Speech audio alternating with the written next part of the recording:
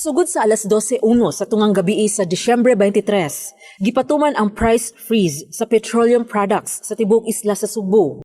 Ang price ceiling nasabutan ato sa tigom magipatawag ni Gobernador Gwen Garcia karong adlaw, Disyembre 22, kauban ang mga opisyal sa Department of Energy ug mga kompanya sa lana.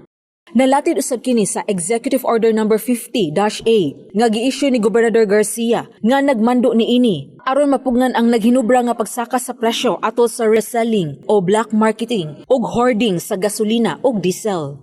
Ang maong iyo giuyunan og permado usab ni Attorney Ras Mark Gamalio, OIC Director sa Department of Energy, Visayas Field Office.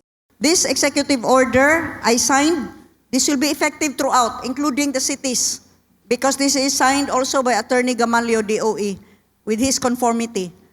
So if we are going to quibble about political jurisdictions here, DOE will see to it that this will be enforced in those cities where political jurisdiction is sensitive.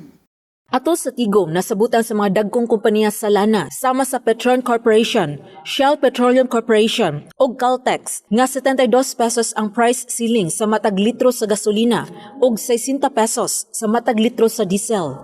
Alang sa independent oil players o gitawag og white stations, 55 pesos ang ceiling price sa matag litro sa diesel ug 62 pesos sa matag litro sa gasolina. Kini nga mga presyo gipatuman sa mga syudad sa Sugbo, Lapu-Lapu, Mandaue ug Talisay, apil na ang mga lungsod sa Minglanilla ug Cordova. Alang sa mga lungsod ug mga syudad nga gawas niining mga dapita nga naa sa mainland Cebu, 65 pesos ang price ceiling sa matag litro sa diesel, samtang 77 pesos sa matag litro sa gasolina sa major oil players. Sa white stations, 60 pesos sa matag litro sa diesel ug 67 pesos sa gasolina. Alang sa mga lungsod nga naa sa mga isla sa Camotes ug Bantayan, 67 pesos ang matag litro sa diesel ug 79 pesos sa matag litro sa gasolina sa major players. Samtang sa white stations, 62 pesos ang ceiling price sa matag litro sa diesel ug 69 pesos sa matag litro sa gasolina. Ang price ceiling magpabilin nga epekto samtang anaa pa ubos sa State of Calamity ang tibuok Lalawigan sa Sugbo. Sa iyang bahin, matod ni Attorney Gamalio, ang executive order ni Gobernador Garcia kay gisanksyon sa ilang opisina uban sa paggabay ni Energy Secretary Alfonso Cosi. So katong nag-high prices below ani, as is na to sila, no? So di na to sila pwede mo change.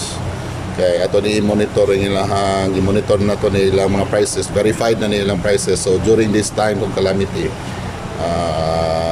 di na sila pwede mo usab sa ilang presyo. Mipasidaan si Attorney Gamalio sa gas stations nga kansilahon ang ilang permit kung masakpan o mamatudan nga wala mo tuman sa price ceiling. Pwede na ito pasirhan ang gasoline station, no? Tanang gasoline station, sanction na sa Department of Energy, kinahanglan na sa certificate of compliance before sila maka-engage into legal trading, retailing ang liquid petroleum products. So kung musupak yun sila, sa parts of the DOE, we can cancel the permit. So di na sila maka-operate, maka-close ta sa ilang station. Gipasalig ni Gamalio sa publiko nga dunay igong supply sa petroleum products dinhi sa Sugbo. Sheila Gravinez, Balita sa Sugbo.